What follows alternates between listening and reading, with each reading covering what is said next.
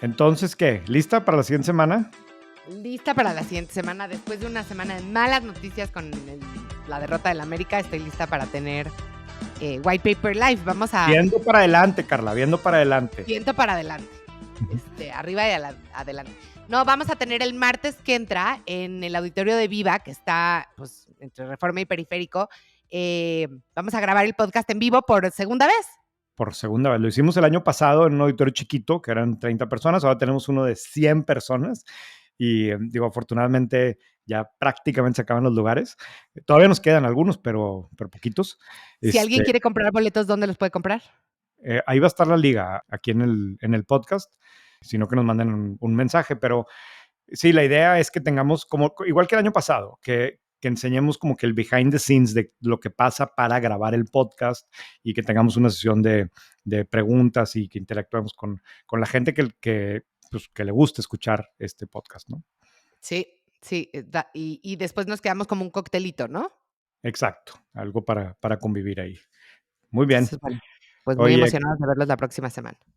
imagínate que tuvieras una plataforma similar, tipo ChatGPT, pero que fue entrenada específicamente con los datos y con la información de tu empresa y que esa plataforma sea capaz de darte respuestas precisas sobre cada área de negocio en unos segundos y siempre con información confiable. Eso es lo que está logrando el equipo de Arkham Technologies. La plataforma que desarrollaron aquí en México con un equipo técnico de primerísima, lo que hace es que integra datos y sistemas fragmentados y usa modelos de inteligencia artificial adaptados a tu propia operación para permitirle a los CEOs, CTOs acceder a información que sea accionable y valiosa.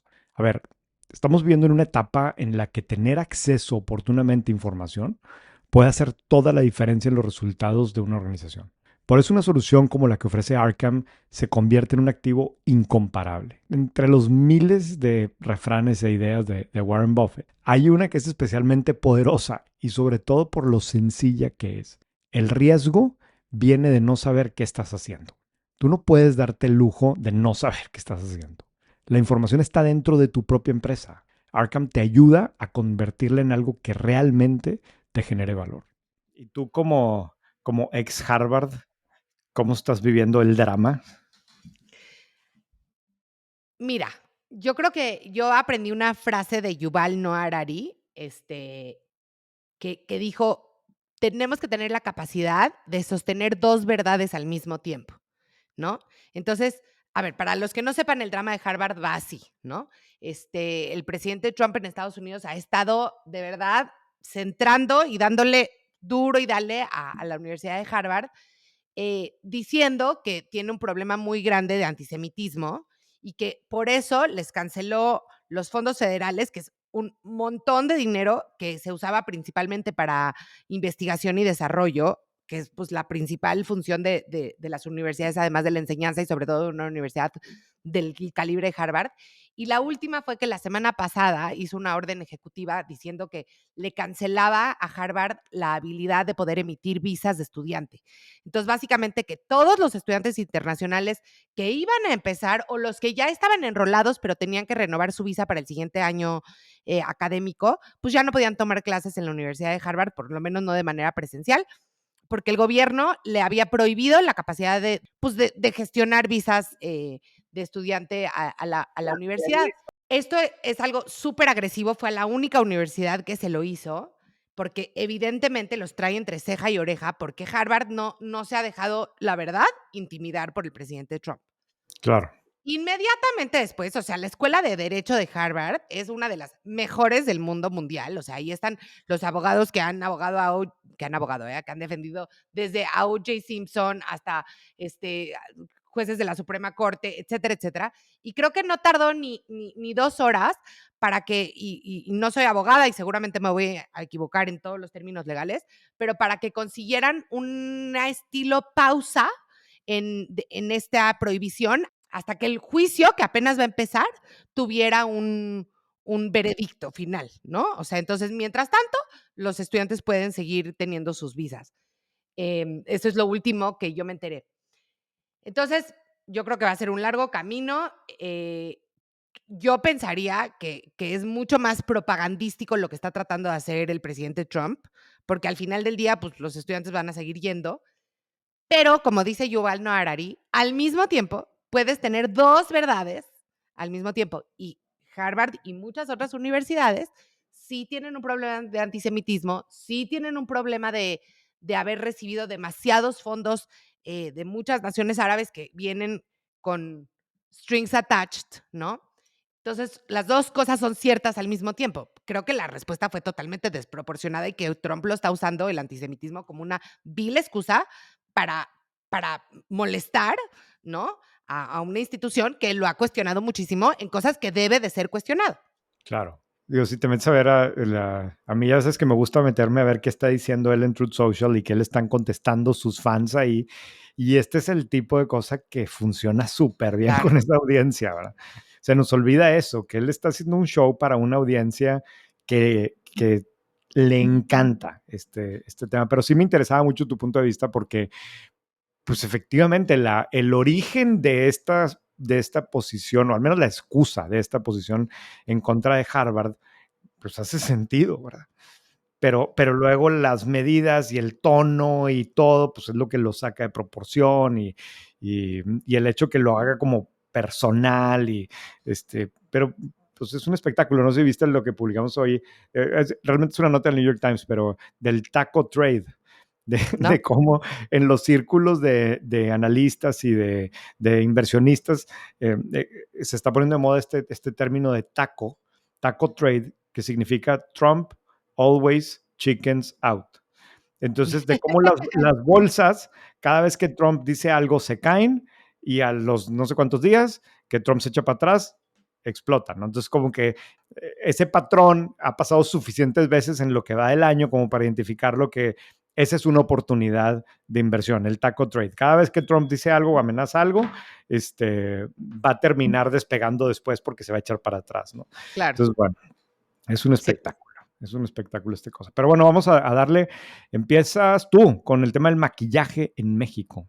Pues tenías una nota en White Paper que me interesó muchísimo porque la retomaste de Business of Fashion, que es una de las publicaciones, digamos, gremiales de más importantes en el mundo de la moda y la belleza, donde hablaba de que en México el mercado de productos de belleza creció entre 2020 y ahora de 10,000 millones de dólares a 16,000 millones de dólares. O sea, creció 60% en 5 años, ¿no?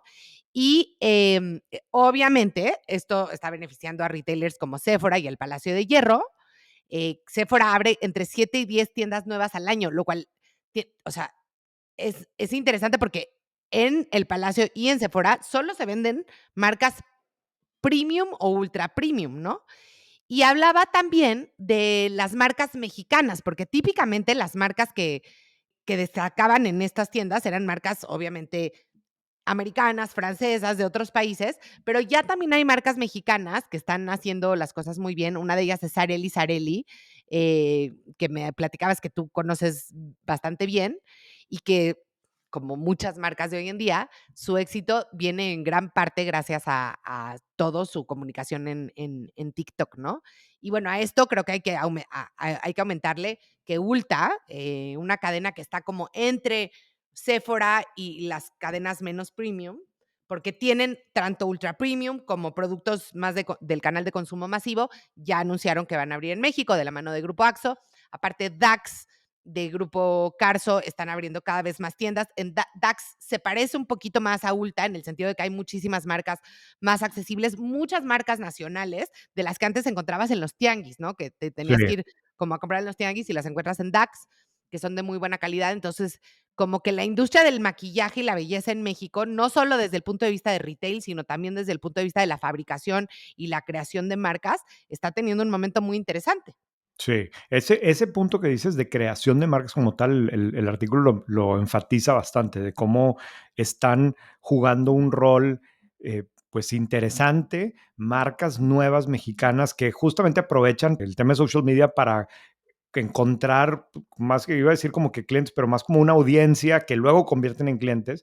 Pone el mismo ejemplo que dices del de Sareli Sareli, de cómo están creciendo en Estados Unidos, en la comunidad hispana, pero está chistoso porque se dieron cuenta bueno, que les funciona mejor el contenido en español que en inglés, incluso con comunidades que no son hispanas. Entonces, como que hay una oportunidad interesante de creación de valor a partir de marcas, ¿no? Y de marcas chiquitas que relativamente rápido logran una cierta escala, pues gracias a que se pueden ir directo con sus clientes, ¿no? Pero sí, el tema de DAX también, ahorita que lo mencionas, yo sé que para Grupos Ambos es como que donde tienen ahora puesto el énfasis, ¿no? Y le ven muchísimo potencial y es una cadena que, si no me equivoco, la compraron hace muchos años o mucho tiempo y ahí estaba, como que por mucho tiempo estuvo sin mucho crecimiento y en los últimos años le han hecho mucho énfasis, ¿no? Sí, y mira, hablando de este tema, hay una anécdota que te quiero contar que es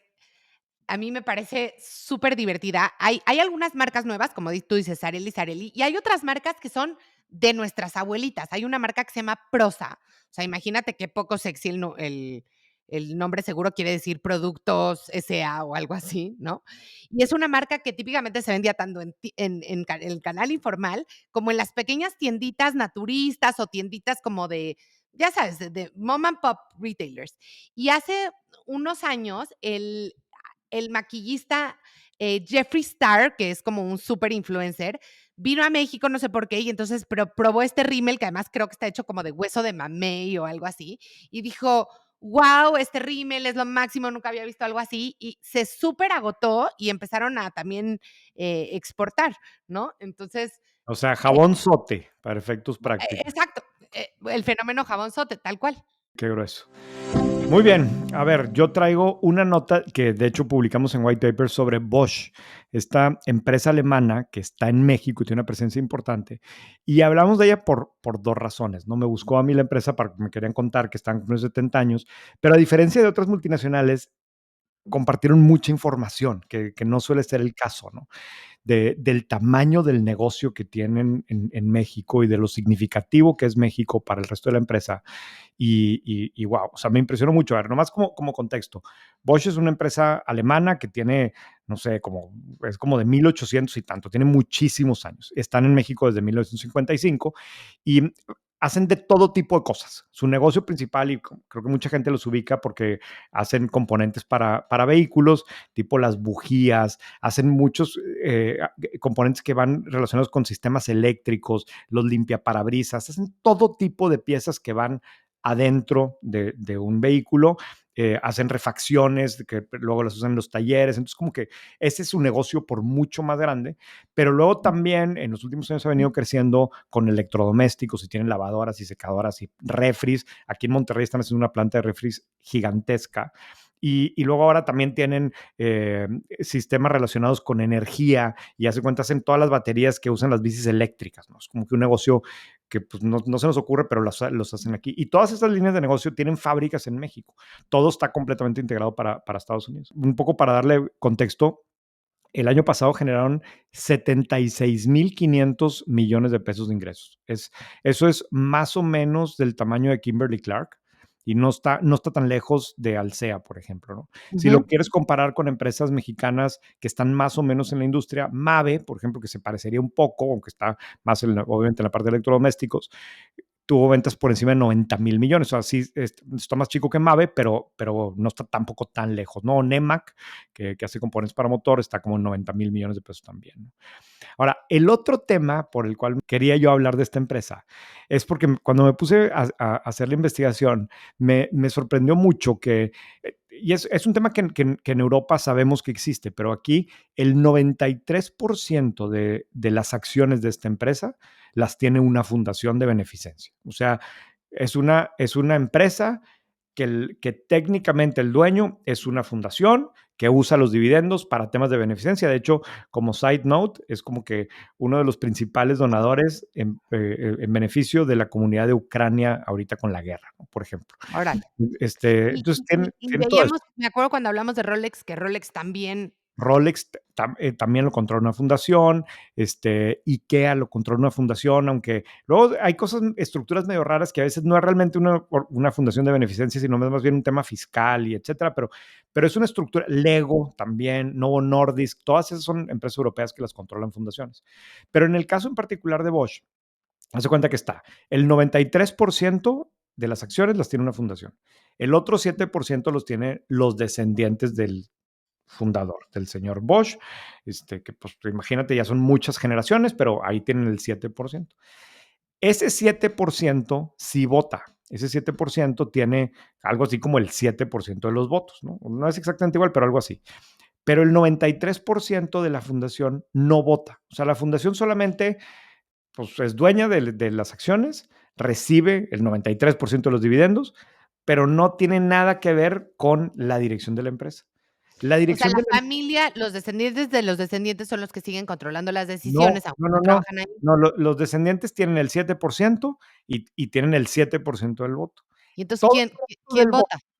está como en un consejo de, no quiero llamarle de sabios, pero como una entidad que no es dueña, que está compuesta por ex CEOs, algunos personas notables del mundo empresarial alemán, pero realmente es un consejo que la controla pensando en cómo beneficia a la fundación y pensando en cómo la prioridad está en que la empresa se mantenga, que sea competitiva y que desarrolle más cosas. Entonces, de hecho, donde tú puedes ver el efecto de esto es que esta empresa invierte mucho más que otras similares en R&D. O sea, le Ujú. dedica, mientras hay los grupos industriales similares, le invierten como el 3% de sus ingresos a desarrollar nuevos productos y a investigación, etcétera. Bosch el año pasado le dedicó casi el 9%, ¿no? O sea, le mete muchísimo dinero a mejorar la empresa, mejorar los productos de la empresa, crecer más y sí, beneficiar a la fundación, darle dividendos, pero es como que una estructura medio rara, porque quienes realmente toman las decisiones técnicamente no se benefician económicamente de la organización. Déjame preguntarte, pero entonces, este consejo de elders, de alguna manera, Ajá. ¿cómo se selecciona o quién lo selecciona? Pues como que yo creo que lo dejaron seleccionado y solito se va perpetuando y ellos mismos deben de tener sus reglas para ver cómo se reemplazan y hay muchos nombres famosos del mundo empresarial alemán. Como que si me lo platicaras, te diría yo, es pésima idea, ¿no? O sea, pésima idea, no va a funcionar, pero aparentemente hay muchas empresas, europeas muy, muy, muy exitosas que tienen, estructuras similares, ¿no? Claro, el caso de Novo Nordisk o el caso de Lego y como que es otra manera de pensar. Digo, esta empresa está muy impresionante, ¿no? Por las dimensiones que tiene, porque es muy exitosa en sus diferentes segmentos en los que participa. Eh, pero luego también me da risa porque es súper alemana, ¿no? O sea, te platico esto. Igual estoy haciendo así como que estereotipos, pero el año pasado no les fue tan bien. En algunos mercados pues, tuvieron retrocesos de ventas y todo. Y el informe dice eso. En lugar de decir, o sea, estamos acostumbrados como que a leer de que no, soft results o resilientes ante las condiciones. Haz de cuenta que no me acuerdo, no lo tengo aquí enfrente, pero decía así como textualmente, el año Nos fue de pasado la no nos, chingada. no dice así, pero no nos fue bien, punto, ¿no? No logramos lo que creíamos que íbamos a lograr. O sea, como que muy directo y fue como que refreshing ver ese tipo de honestidad, pero no sé, me llamó la atención. Una empresa muy grande, muy importante en México y el CEO en México me explicaba que, pues, digo, todo el tema de los aranceles y todo, pues, si nosotros aquí como quiera estamos y tenemos muchos años y vamos a seguir, ¿verdad? No, simplemente hay que ajustarnos. Nosotros prácticamente todo lo que hacemos aquí cumple con las reglas de origen, entonces hasta ahora pues, realmente no nos afecta. Y como ellos realmente pues, se ven como, no como que México y Estados Unidos y Canadá, ellos se ven como una sola región en donde en Estados Unidos están los equipos que venden, aquí están los equipos que desarrollan y que invierten en cosas nuevas. Tienen más de 1,000 programadores en Guadalajara, ¿verdad? O sea, me impresionó desarrollando software, ¿no? De esas Y cosas dices que que tienen 70 años en México. 70 años en México, ¿no? Yo creo que es interesante la historia de las o sea, hace poco también alguien me dijo que Siemens, también otra compañía Ajá. alemana, tenía 100 años en México. O sea, Sí. es interesante la historia de estas compañías que llevan tantos, tantos años en México. Sí, que llegan a México en los años 50, 40, o sea, ¿qué veían en ese país en ese momento? ¿No? Vete a saber. Y que no se espantaron con cada crisis económica que Nunca. tuvimos desde entonces, ¿estás de acuerdo? Claro, Que no claro. decidieron: "No, no, no, ya Exacto, me porque hay voy". muchas que se fueron en los 80s, ¿no? Y Sí, sí, y estas claro, aquí siguieron, ¿no? Otro me toca. tema, que de hecho también está relacionado con comunicación, del cual yo quería hablar. Igual y ya está muy chuteado ahora porque pues, ha salido por todos lados que la compra que hizo OpenAI de la empresa de Johnny Ive, Mm. Johnny Ive, el famosísimo diseñador, yo creo que el diseñador más importante a nivel global, porque pues, tuvo tantos años en Apple y responsable de los productos de Apple y aparte sí como una personalidad muy este, rockstar, exótica, ¿no? Y bueno, pues le Para los pagaron que no muy, sepan, pues es el personaje que diseñó tu iPhone, tu MacBook Pro, tus AirPods, ¿no? O sea, como que todo el diseño de los productos más icónicos de Apple. sí. Lucy, esa parte lo quiero quitar, no todo lo Okey. que explicó Carla, porque no quiero, o sea, quiero que la gente que escucha esto da por hecho que esto es para ellos. No estoy de acuerdo. Claro que sí, O sea, pero también nos escuchan algunos chavitos. Es yo más, yo hasta sé, dejaría esta discusión, Lucy. déjala aquí la discusión, déjenos comentarios y ¿sabes qué? Esto lo retomamos la siguiente semana en White Paper Live, de por qué Órale, creo yo que no que no debemos hay de, que hacer, explicar. de dar este tipo de explicaciones. Y Ok, para los que nos están oyendo y oyeron todo esto, Lucy es nuestra editora, entonces, cuando algo queremos que quite, pues lo quita y lo pone. sí, exactamente. Ok, va a estar buenas.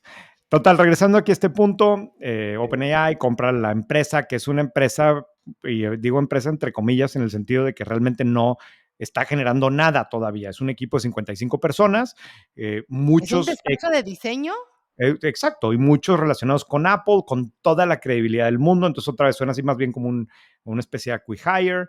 Realmente OpenAI ya tenía como el veintitantos por ciento. O sea, Johnny Ive había hecho como una o varias rondas de inversión para financiar esta iniciativa. Entonces, había socios, al parecer el hermano del esposo de Ivanka Trump le fue extraordinariamente con la inversión ahí, a muchos George inversionistas. Kushner. Exacto, a muchos inversionistas les fue súper bien con esta inversión, Ujú. pero eh, específicamente lo que yo quería hablar aquí es, y seguramente tú lo viste, Carla, y seguramente muchos lo vieron, normalmente cuando una empresa compra a otra, hacen un comunicado de prensa, a lo mejor pudiera el CEO explicar algo. Aquí hicieron un esfuerzo de comunicación que normalmente no vemos, ¿no? Hasta un photoshoot, con unas fotos así muy artísticas de Johnny Ive con Sam Altman, como para la posteridad, incluso hasta recuerda unas imágenes de Steve Apple en blanco y negro, de Steve Jobs, perdón, en blanco y negro, muy ese estilo que por lo visto pues el estilo de Johnny Ive. Hacen una entrevista entre ellos dos, muy aspiracional de la visión, de lo que están logrando, pero me impresiona otra vez lo lejos que estamos en un lugar como México en comunicación corporativa con este tipo de cosas. Y yo no estoy diciendo que esto sea lo ideal para las empresas, ni mucho menos. Yo creo que esto es hasta da un poquito de cringe, la forma en lo que lo hicieron, pero sí refleja un mindset completamente distinto de cómo le voy a sacar provecho a esta transacción que hice, ¿no? Cómo estoy haciendo esto y quiero sacarle el máximo provecho y quiero enfatizar esto, y etcétera, ¿no? Que es como que todo lo contrario a como vemos este tipo de transacciones en México y no solamente en México, ¿no? En muchos otros lugares. ¿No? Sí, sí, hicieron, o sea, no sé si es demasiado llamarle un cortometraje. Sí, sí. Sí, así que El, o sea, te pone la piel chinita y, ¿no? Ujú. Sí, sí, un nivel de producción increíble y al final, pues es una transacción, ¿verdad? Es una compra de una organización que compra a otra, sí, por mucho dinero. Sí, claro, la empresa de moda que es OpenAI, que está transformando el mundo con el diseñador icónico, legendario. Entonces, dicen, oye, pues vamos a sacarle provecho por este lado. Yo no sé qué tipo de cobertura tuvieron, pero salieron en todos los medios relevantes del mundo, ¿no? Y Sí. eso tiene su valor también. Y a ver, creo que el tema de las formas, ¿no? O sea, claramente los diseñadores saben que forma es fondo, ¿no? Y por eso lo hicieron así. Por otro lado, para mí lo también es muy relevante qué es lo que está haciendo OpenAI, ¿no? Y leía yo, porque claro, no soy tan inteligente, no se me hubiera ocurrido a mí, leía ya en alguna noticia que la razón por la que están haciendo esto es porque se están integrando verticalmente. O sea, Ajá. que hoy en día solo Google tiene desde el dispositivo, o sea, el Pixel o el Android, ¿no? Hasta todo lo que usas. Y que entonces OpenAI, este es como su patita para meterse en hardware. Muchas empresas de software han tratado de meterse en hardware con fracasos absolutos, ¿no? O sea, la que más me viene a la mente es Meta, Sí. cuando trataron de hacer el teléfono de Meta de Facebook, creo que todavía se llama Sí. Facebook, que Amazon fracasó también, sí, en su momento. rotundamente. Amazon, bueno, el Kindle nos gusta a ti y a mí, aunque no le han hecho ni una No, mejora pero desde hizo hace como un 40 años. teléfono, el Ah, no Fire me acordaba Phone. que Amazon. Sí, sacó un teléfono. Y en la conversación que tienen Johnny Ive y Sam Altman, que además, perdón, tengo que decirlo, pero está muy guapo Sam Altman. Pero bueno, ya, eso tampoco lo ¿Lo has considero. visto? Yo lo vi en persona en una conferencia ¿Y? y tiene una mirada de serial killer bien ¿Sí? cañón. ¿En Sí, serio? bien Oh cañón. my Te God, juro que si un día le encuentran un cadáver en la cajuela del coche, me lo no te va a o sea, sorprender. no me va a sorprender. Bueno, es guapo con mirada de serial killer. Pero lo que a mí se me hizo súper interesante es que dijo, a ver, estamos usando una tecnología súper, súper novedosa, que es la inteligencia artificial, con dispositivos que tienen por lo menos 20 años, ¿no? O entre 15 y 20 años. Entonces, hoy, si tú quieres hacerle un query o si le quieres preguntar algo a ChatGPT, o abres tu teléfono, que es básicamente una iteración del mismo iPhone que surgió en 2007, abres el app, le preguntas, escuchas la respuesta o en tu computadora lo mismo. ¿Cómo podemos eliminar toda esa fricción? Y todavía no dicen qué es lo que están haciendo, pero sí me dio como hasta ñáñaras. Sí, aquí en la oficina hicieron una apuesta y el compromiso es que White Paper, al que gane le va a comprar el dispositivo que saquen, pero tienen que Anda. adivinar qué dispositivo es. Entonces, pues está, y si alguien ya te ganó el dispositivo, no puede repetir, ¿no? Entonces, pues que si van a hacer unos lentes o que si va a ser pues una especie de tarjeta de crédito que haga no sé qué cosas, o un teléfono, o un reloj, o exacto. ¿Y Ahí tú qué vamos a ver dijiste? qué sale. Yo dije que un teléfono. No, bueno, se nota que eres el más antiguo. O sea, porque aparte todos lo hicieron sin mí, entonces ya habían escogido y era lo único que me quedaba, pero dije, igual y es lo más disruptivo, lo menos obvio de todo. Sí, pues puede ser, puede ser. Bueno, Vamos vamos a a ver. ver. Se nota que va a generar muchísimo, muchísimo ruido. Sí, muy bien. La última nota que traemos el día de hoy, creo que es la última nota que traemos el día. Ah, sí, está buenísima. Cero tecnológica, pero la noticia fue que Levi's, la marca de jeans, le vendió una de sus marcas, que es Dockers, a Authentic Brands. Authentic Brands ha estado comprando marcas que fueron populares en los 80s y 90s como Reebok, Nautica, Rockport, Quicksilver, pero y se la compraron por $311 millones, que no es tanto, ¿no? No, no, pues no. O sea, como que, pues no es una marca que Yo, y digamos que normalmente Authentic Brands compra las marcas así, cuando ya sí, valen así poquito. poquito, y me imagino que el plan es darles la vuelta, volverlas a poner de moda, porque, pues, ahorita está cero de moda comprarte unos Dockers. Pero en la nota que pusiste, hablabas de cómo Dockers tuvo un rol importantísimo en la vestimenta casual en la oficina, ¿no? Que empezó solo Ajá. siendo los viernes. Ya se nos olvidó, pero antes solo podías ir casual los viernes. De hecho, en los grandes despachos como de investment banking, el Casual Friday al principio era que podías usar camisa azul, o sea, traje con corbata, pero camisa azul. Ya después pasaron a traje sin corbata y ya después, obviamente, a usar kakis o jeans, etcétera. Pero hablando de marcas que cambian nuestros hábitos y que luego no sabemos por qué hacemos las cosas que hacemos y que tienen un origen totalmente de mercadotecnia, Dockers en los 90s justo hizo una campaña muy, muy grande para popularizar el Casual Friday. Aquí estuve buscando y no lo inventaron ellos, pero sí definitivamente fueron los que lo popularizaron. Y una de las cosas que hicieron, además de una campaña de marketing normal, es que le mandaron a 25,000 cabezas de recursos humanos un manual que se llamaba Guía para ropa de negocios casual, Guide to Casual Business Wear. Y ahí hablaban de que, por ejemplo, casual era casual, pero no podías llevar la camisa arrugada, ni rota, ni nada. Ya los de hoy en día ya no les llegó ese memorándum porque ya se puede Claro. usar camisa arrugada y rota. Pero qué increíble que fue Dockers quien hizo o dio los primeros pasos para que nos podamos vestir como tú y yo nos vestimos, ¿no? Claro, aparte, digo, yo leyendo esta nota, me transporté a los catálogos impresos. Imagínate el enviar los catálogos que le llegaban al área de RH para ver ahí el tipo, las fotos, vestido con la ropa Dockers, como que me transporté en el pasado, pero efectivamente es una marca que fue culturalmente súper, súper importante en los 90, tanto así que cambió la manera en que nos vestíamos para ir a la oficina, ¿verdad? Y de hecho, estoy buscando, o sea, estuve buscando un poquito para ver si encontraba la guía original, que debe de ser una joya, esta guía de cómo vestirte casual para la oficina.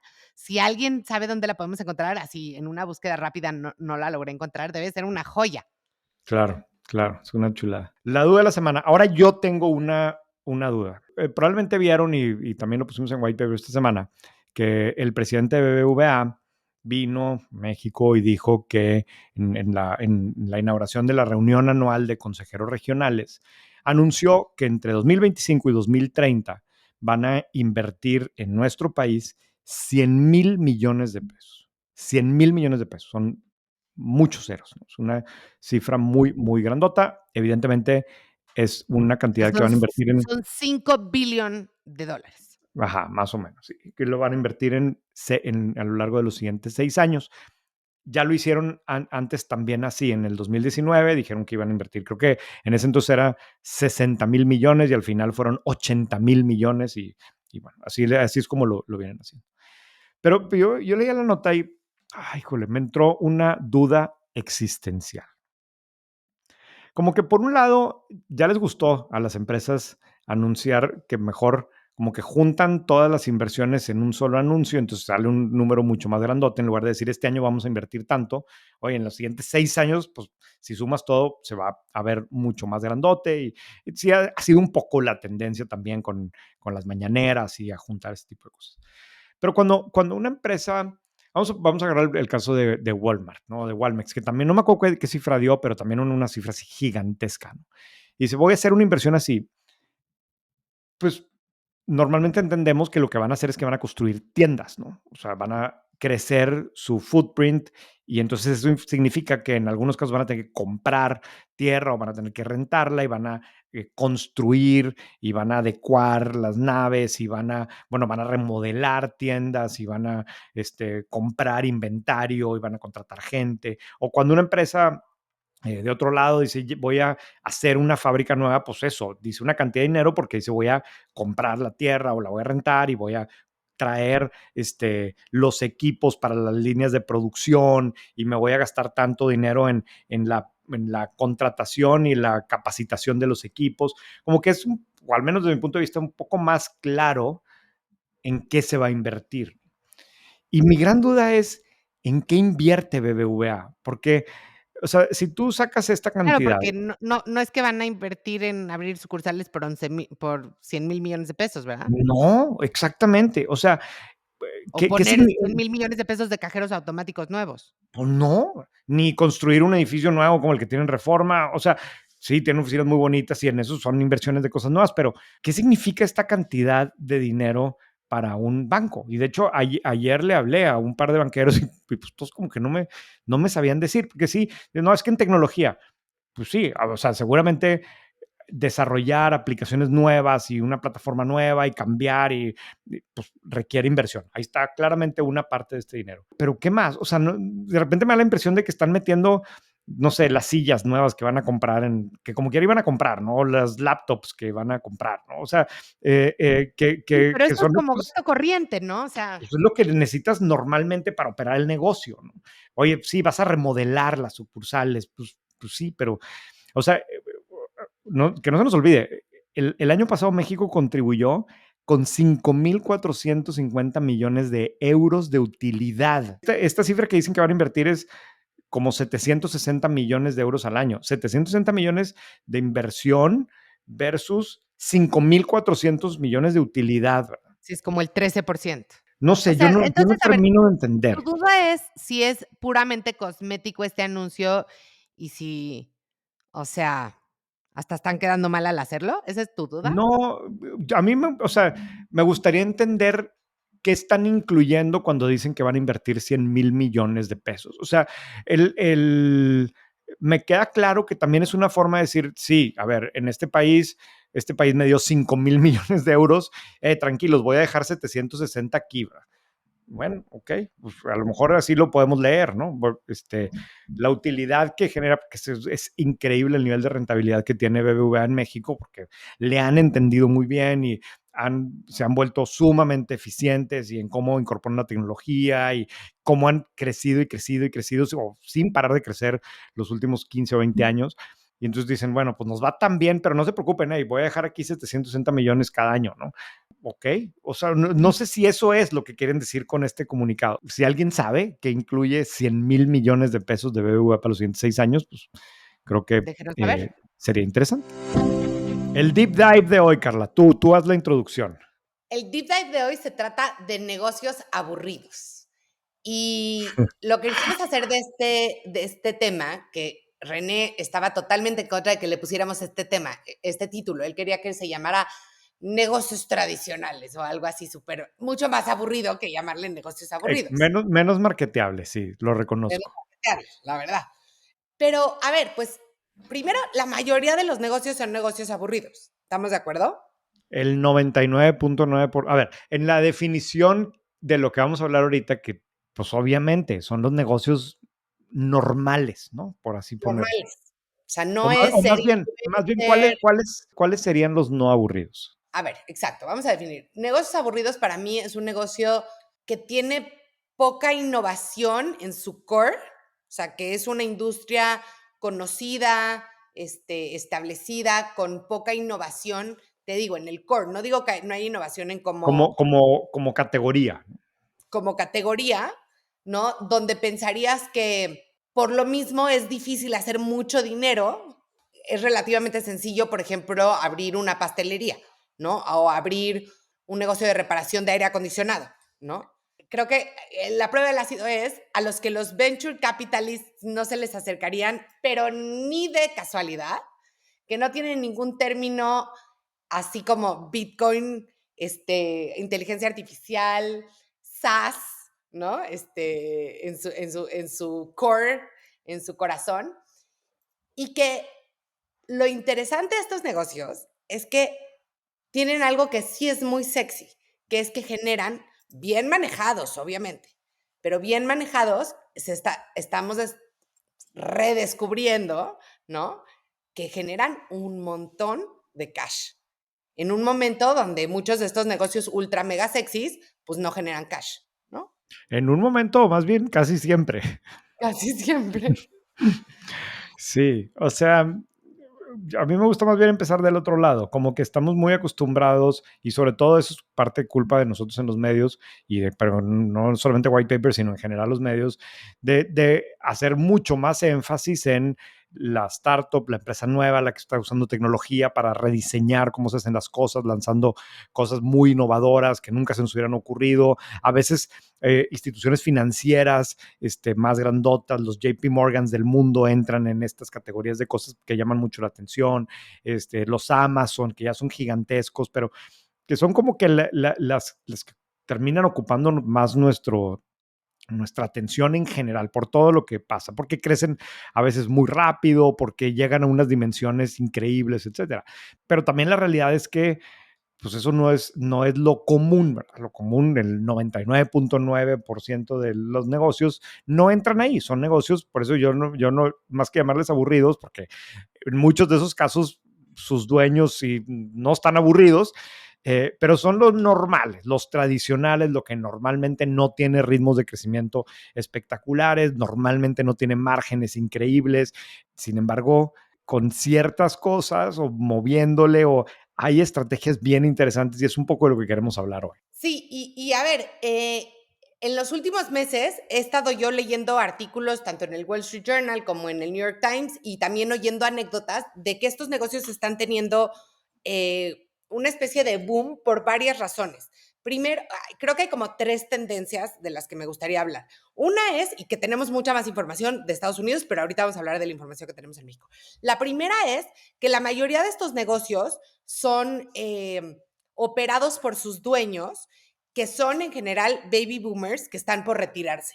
Entonces tienen un negocio súper rentable de, por ejemplo, creo que esto de hecho me lo contaste tú, ¿no, René?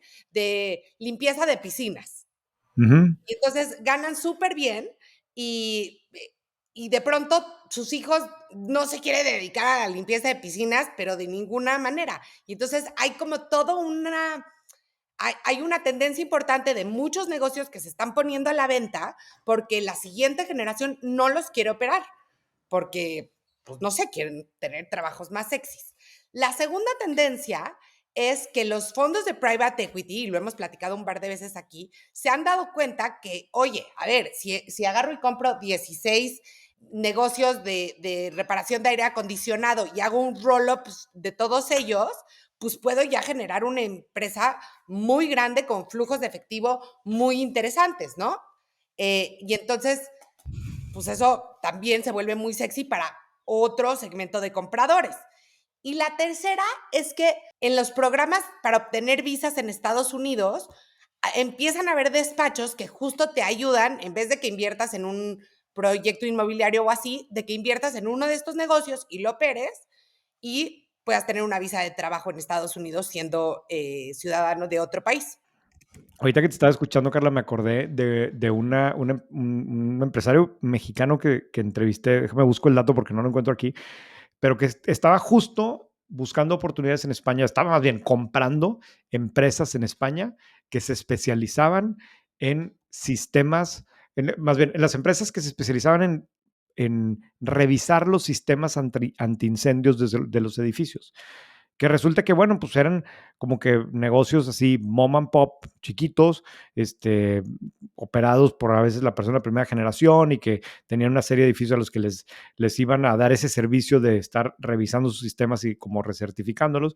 Pero la tesis aquí era que si yo los junto, muchos de esos tengo ciertas economías de escala y puedo crear una marca y el día de mañana eso lo puedo capitalizar con mejor precio, etcétera. Al final es la jugada tradicional de private equity y bueno, creo que es una forma de ver esto. Está el otro extremo, que es lo que estuvo haciendo FEMSA en Estados Unidos con un negocio, creo que se llamaba Envoy, en donde estaba comprando a las distribuidoras de productos desechables, ¿no? Que a mí al principio no entendía a qué se referían, pero básicamente ¿Como de eran, base?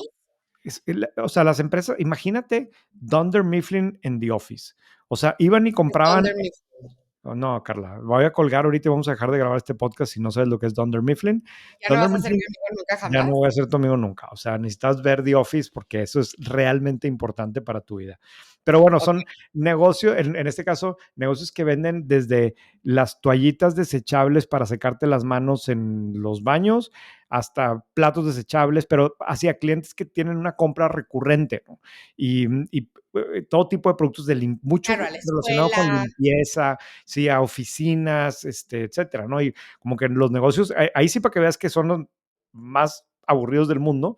Y el play de FEMSA era, voy a ir comprando una serie de negocios así, en donde la ventaja es cómo te organizas logísticamente, cómo te organizas para entregar de manera eficiente, cómo administras los inventarios, que eso es donde FEMSA es extraordinariamente fuerte por el tema de OXXO.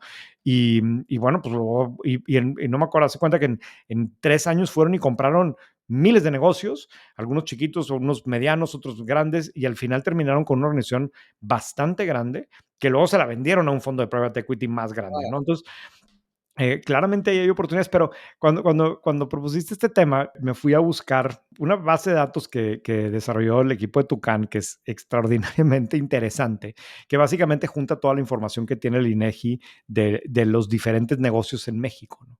Y entonces agarré aquí una muestra de negocios pequeños y medianos, porque puedes ver también los micro y también los grandes, pero aquí nomás agarrando los pequeños y medianos en, en ciertas categorías. Por ejemplo, agencias de viajes, servicios de limpieza de inmuebles, escuelas privadas, reparación y mantenimiento de maquinaria, Ujú, fabricación de herrajes y de cerraduras, ujú. fabricación de jabones, detergentes y de pastas de dientes, transporte marítimo y comercio al por mayor de pan y pasteles.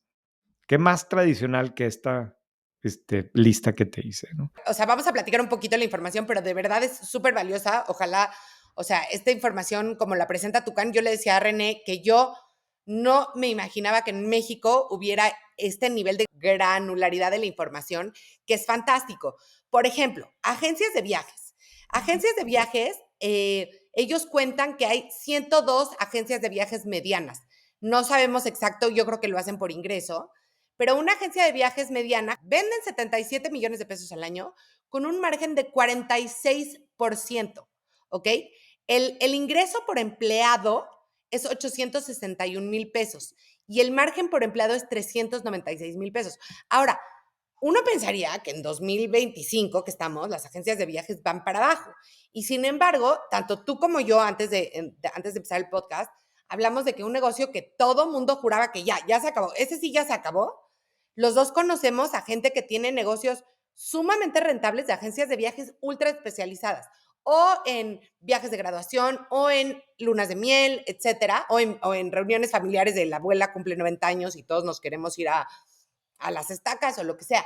Entonces, son negocios que pensarías que, híjoles, ¿cómo? Tiene una agencia de viajes y la verdad es que igual y el dueño de la agencia de viajes gana mucho más que tu amigo que se fue a Stanford y lo están esclavizando en una consultora o en un banco de inversión, ¿no? No, o cuántas fintech tú y yo conocemos que han Que no generan obtenido nada. decenas de millones de dólares y no tienen ventas de 77 millones de pesos, ¿verdad? Así Ahora, es. ojo, según el INEGI hay 102 agencias de este tamaño. Sí, No estamos hablando de que sea algo común, hay 102, pero tampoco son eh, eh, inexistentes, ¿no? Y fíjate, y si te bajas un escalón a agencias de viaje pequeñas, según el INEGI hay 530, en donde los ingresos promedios son casi 29 millones de pesos al año, donde el margen sigue siendo arriba de 40%, 21 empleados en promedio, o sea, tienen un margen como de 12 millones de pesos en promedio. Pues sí, no está mal. no está nada mal. Y Sobre todo además considerando que son empresas que normalmente pues es un emprendedor, un empresario, una familia que lo puso y ya, no es. no requiere una gran inversión de capital para iniciar, porque también veíamos, por ejemplo, que transporte marítimo es un muy, muy buen negocio, tiene unos márgenes bastante importantes, pero pues sí, pero ahí como decías, pues hay que comprar un barco, ¿no? Sí, claro. O, Por, o por eso, por algo. eso, por eso agarré así separadas, ¿no? Algunas que claramente son súper intensivas en capital. Fabricación de jabones, detergentes y pasta de dientes. Pues me imagino que eso requiere una fábrica, ¿no? Y ahí hay 43 empresas medianas con un ingreso promedio de 360 millones de pesos, un margen de 36%, tienen 100 empleados más o menos en promedio, o sea, te deben estar generando como 130 millones de pesos al año, ¿verdad? Pero sí, ahí sí, pues tuviste que haber invertido en una fábrica, ¿no? O en un taller, o sea, también es que una fábrica suena como muy Bueno, sofisticado y si piensas cómo se hacen los jabones, realmente pues igual necesitas una mezcladora y una mesa de trabajo. ¿Sabes? Yo me acuerdo que hace muchos años oí a alguien que tenía un negocio de manejo de archivo muerto. Y entonces, pues tú le mandabas tu archivo muerto, que creo que, no sé, Hacienda te requiere que lo guardes en algún sí. lugar por 10 años o algo así. Y lo único que hacía era tener una bodega muy bien organizada y tal. Y yo en ese momento trabajaba en Google y me acuerdo que dije, híjoles, y si tuviera yo un negocio de archivo muerto, sería lo máximo. Claro que ese seguramente sí va a dejar de existir, pero también piensas que a veces pensamos que el trabajo debe de ser lo único que ocupe nuestras Es mentes y a lo mejor mucha de esta Doc gente, Solutions, Carla. ¿Cómo? Doc Solutions, ¿no? Así se llama, no me acuerdo, pero era un super negocio. O sea, Sí. quizás a los negocios que deberíamos de glorificar es a este tipo de negocios, ¿no? Un autolavado, etcétera, que sí permite que la gente también tenga vida, además de trabajar un montón. No, pues todos son, o sea, realmente todos son. Y luego lo que termina pasando es que se generan como distorsiones, ¿no? Y los medios somos muy culpables de eso, ¿no? Pero yo veo, por ejemplo, mucha frustración a veces con empresarios normales, ¿no? De frustración, sobre todo cuando ven las valuaciones en el ecosistema emprendedor, ¿no? Porque no, es que esta empresa se hizo un unicornio y vale $1,000,000,000 y son unos chavillos que empezaron y que tienen 2 pesos de ingresos y el otro que tiene un negocio que está vendiendo $5,000,000 al año y le ha costado muchos años llegar a eso y cómo, ¿no? Y genera como que un nivel de frustración, ¿no? Y no viene al caso, o sea, como que de repente son, a veces las valuaciones, particularmente en el ecosistema emprendedor, a veces sí se terminan llegando ahí, pero es más bien la excepción. Más bien es, o sea, entender que la evaluación es una promesa de lo que creen que va a llegar a valer y que y, y, y genera como que ese tipo de frustración. Y luego yo me topaba mucho también como casos de donde la quieren forzar, ¿no? Sofomes que a fuerzas quiere sonar a fintech porque ya metió un proceso por medio de la página y porque ve que las fintech valen miles de millones y dice, yo tengo un negocio que tengo 20 años construyendo y que genera mucho dinero, pero no me dan esa evaluación, ¿no? Y genera como que esa frustración y de repente esa necesidad de forzarlo, pero sin realmente saber por qué, porque a menos de que te quieras meter a la jugada de conseguir inversionista que te dé esa evaluación y que pues no viene ni al caso, ¿verdad? A menos que lo único que quieres es salir en los medios, pero pues salir en los medios en este caso es como pintarte el pelo, ¿no? Como el señor así con el pelo pintado que, güey, no te queda. O sea, Sí. be proud of yourself, de lo que has logrado, ¿no? En el entorno en el que está y puede implicar como no valorar lo que tienes y lo valioso que es lo que has logrado, ¿no? Que toma mucho tiempo y toma mucho esfuerzo y a veces, como que para mí siempre una reflexión ha sido que hay negocios que no tienen barreras de entrada, ¿no? Y que son bien fáciles de empezar. Tú pusiste ahorita el ejemplo de una pastelería, ¿no? De alguien que se pone a vender pasteles, ¿no? Pues bueno, pues sí, no te cuesta nada empezar. Que por Pero eso cierto, ¿para cuándo el artículo de white paper de doña Marisa? ahí viene en camino, pero ese es Ok, un súper ejemplo, pero en súper donde ejemplo. dices, cualquiera puede empezar a vender pasteles desde su casa y mucha gente lo hace, es una de las maneras de empezar, ¿no? O cualquiera puede vender un auto usado, cualquiera lo puede hacer y luego, oye, empezar a vender el que sigue y todo. Pero esos negocios que no tienen barreras de entrada son al mismo tiempo los más difíciles de escalar, ¿verdad? Porque Claro. son tan competidos y como todo mundo lo hace, que de ahí a que, por ejemplo, como el caso de Marisa, que tienen casi 70 pastelerías, pues es otro animal a operar una empresa que llega a ese punto. Pero en este país hay muchos casos, ¿no? O sea, cuando veía yo la lista esta del INEGI, pues, o sea, negocios de reparación y mantenimiento de maquinaria, bueno, el caso de las escuelas, ¿no? O sea, ese sí es bastante más complejo de empezar, pero hay 1,356 escuelas privadas medianas, ¿no? Ingreso promedio, 25 millones o casi 26 millones de pesos, margen de casi 30%. No está tan bueno ese negocio como el de la pasta de dientes o el del transporte marítimo, pero pues ahí está, ¿verdad? ¿Y cuántos casos no conocemos así? Al final, el país en sí y Estados Unidos y el país que quieras está construido sobre negocios que tú te entercas en llamarles aburridos. No, pero creo que aburrido, a ver, pero un poco lo digo como un cumplido, ¿sabes? Es como, siento como, que es como cuando te vas a casar, o sea, te quieres casar con el hombre aburrido. Me encanta cuando René no me das fuego, así, ya. Pues no, o sea, ¿qué quieres que te diga? Sí, yo A también ver, me quiero tienes 4 hijas, ¿quieres que se casen con Gastón, que es un fortachón y que es el más carismático y que anda en cada fiesta? ¿O quieres que se casen con el nerd que es aburrido? con el nerd que es Ahí aburrido. está, ¿ves? Está Claro, buena mi ¿no? analogía. Está muy bien, tu analogía sí funciona. Pero sí, es un tema interesante más cuando lo ves, por ejemplo, con justamente, por ejemplo, los search funds, que lo que están buscando son negocios que están en esta categoría, ¿no? No en esta categoría, sino negocios que se comportan así, ¿verdad? Sí, Este, y creo que el mejor ejemplo, justamente, porque aparte en México ya vimos ese éxito, se está riendo porque ya sabe qué voy a decir. sí, ya sé cuál vas a Este, decir. Y él también se dice que es un negocio aburrido, para que veas. Él sí es se. Agua Fría que encabeza Germán Canale, que justamente lo que hicieron fue hacer un search fund, compraron una fábrica de hielo, o sea que es que de verdad no me imagino un negocio con menos barreras de entrada. Bueno, claro, obviamente tienes que No, tener la sí. infraestructura, pero con menos, no sé, o sea, hicieron un exit que ha sido de los poquísimos exits que hemos tenido exitosos en los últimos años, ¿estás de acuerdo? Sí, sí, y de ese tamaño, pero sí, pero obviamente cuando te metes a ver un tema como el de agua fría, en la parte de atrás, pues tienes unas necesidades de producción de forma muy eficiente para poderlo hacer a una cierta escala, pero sobre todo tienes una capacidad logística fuera de serie, ¿verdad? Porque imagínate, pues se te derrite el hielo, o sea, y cómo diseñas, cómo surtes, y ahí es donde está realmente la barrera de entrada. Otra vez, hacer uno o venderle hielo a una tienda, pues no tiene chiste, pero hacerlo a miles de tiendas, que es lo que logra hacer esta empresa, y no es que lo logre de cero, es que va comprando a los Claro. expertos en cada lugar y junta todos los aprendizajes y tiene un equipo central y demás y genera muchísimo valor. Entonces, claramente hay una serie de oportunidades fuera de serie. Pues, tú y yo lo hemos platicado aquí varias veces, porque también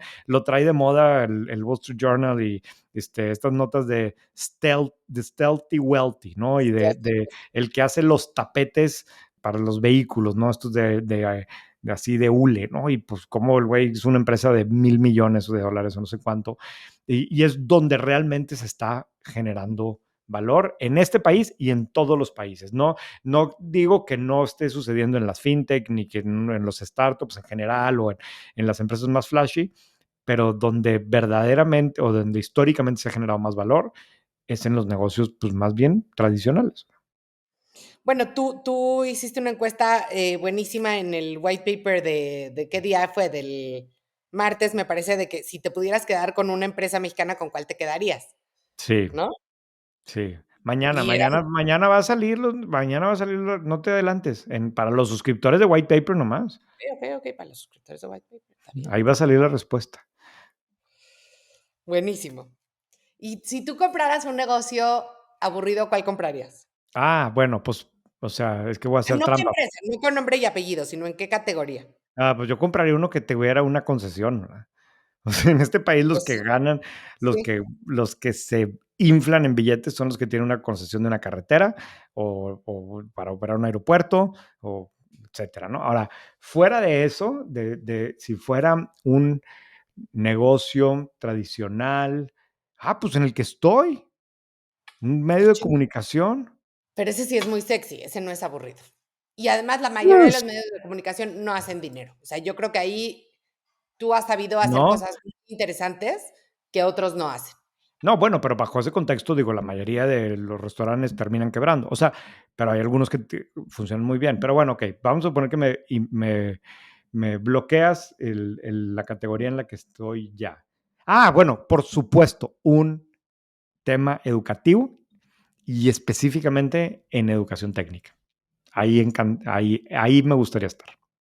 Bueno, esa fue una de las primeras conversaciones que tú y yo tuvimos, ¿te acuerdas? Yo estaba teniendo una crisis de carrera y estábamos, o sea, platicamos de si hacíamos un podcast o no y me dijiste, y por cierto, si quieres emprender, te doy una idea que yo estuve explorando muchísimo, que es comprar escuelas técnicas de enfermería, de electricidad, para formar electricistas, herreros, soldadores, etcétera. Sí, Sí, yo creo que eso está muy interesante. Y aparte es muy bonito, ¿no? Educación al final del día es muy bonito. yes, ¿Sabes así qué, es. qué negocio tendría yo? ¿Cuál? Tendría, digo, ya ahorita están súper consolidados y así, pero yo tendría un laboratorio médico de toma de sangre. O sea, como que esta es una historia que no sé si has contado, Sí, una vez hicimos un artículo de laboratorios, pero fíjate, esa no me la sabía de ti, ¿eh?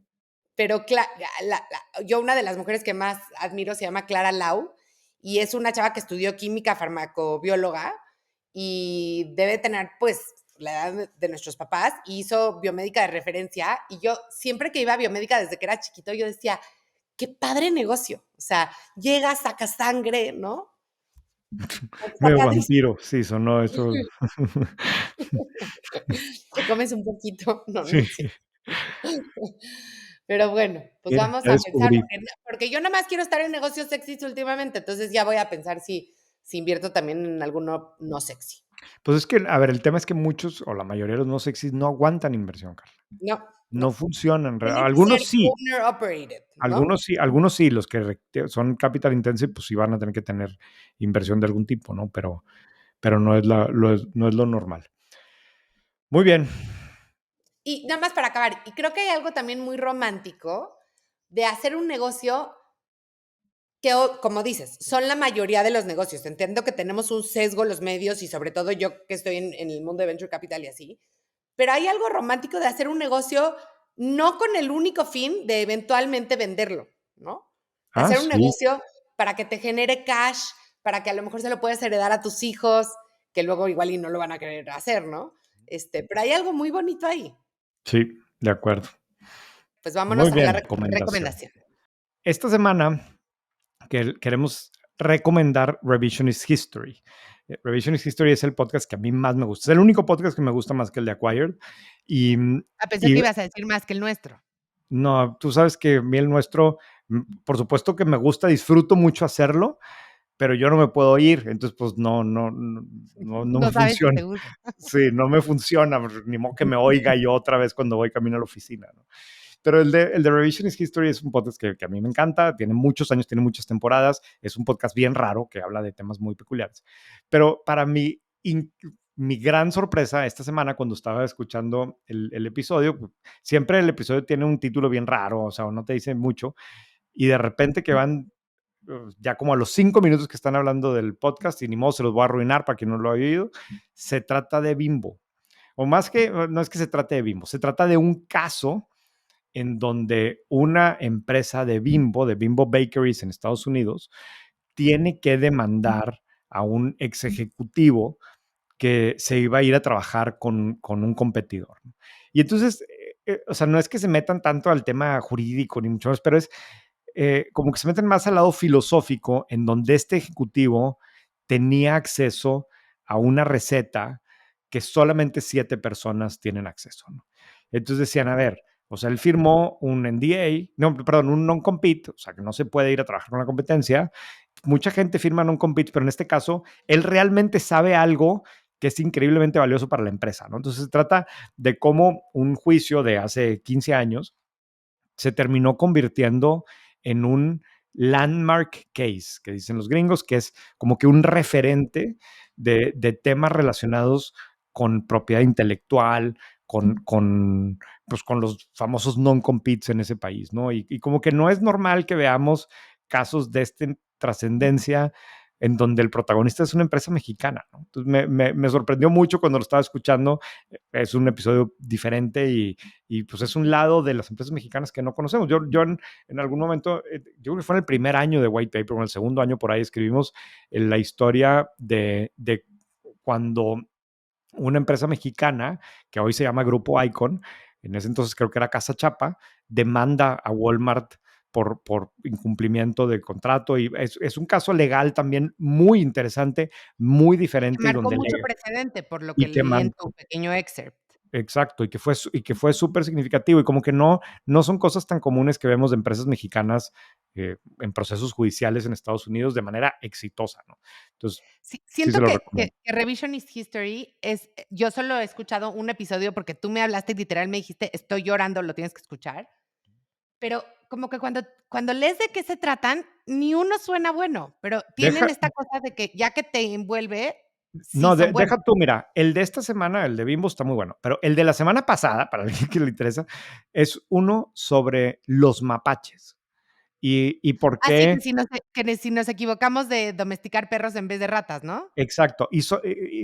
No, no, y que por qué en los laboratorios se usan ratas y no mapaches cuando pues el mapache a lo mejor hubiera sido mejor opción. Entonces, pero son episodios como de media hora y te juro, Carla, que me pasa mucho con Revisionist History, que estoy 20 minutos diciendo qué fregados estoy escuchando. O sea, esto no me interesa o no va a ningún lado y de repente los últimos 5 minutos o los últimos 10 minutos da un giro en donde juntan todo que dices, Sí, en la madre, está buenísimo esto. O sea, tienen esa habilidad, ¿verdad?